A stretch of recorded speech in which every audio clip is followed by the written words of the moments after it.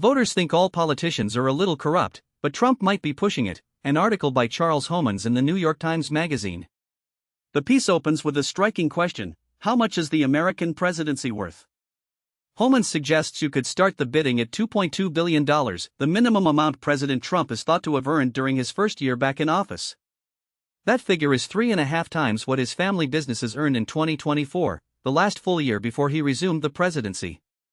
Most of it comes from cryptocurrency ventures started shortly before his administration throttled federal oversight of crypto, while congressional allies pushed legislation that would effectively exclude the Trump ventures from ethics rules.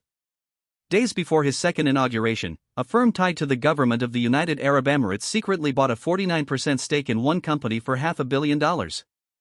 Add another $1.6 billion in federal financing approved for an obscure company hired to develop a mineral concern in Kazakhstan, a deal negotiated personally with the Kazakh government by Trump and Secretary of Commerce Howard Lutnick, and, coincidentally, Trump's sons are now investors.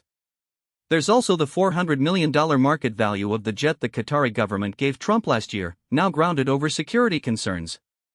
And then there's the $1.776 billion anti-weaponization fund unveiled in May by Acting Attorney General Todd Blanche to settle a $10 billion lawsuit brought by Trump's personal lawyers over the leak of his tax returns during his first term.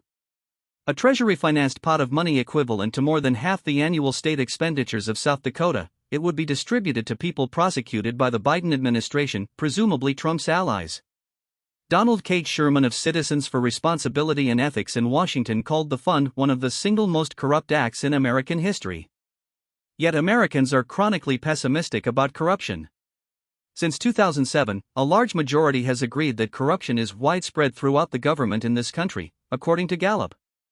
But this discontent shades easily into apathy.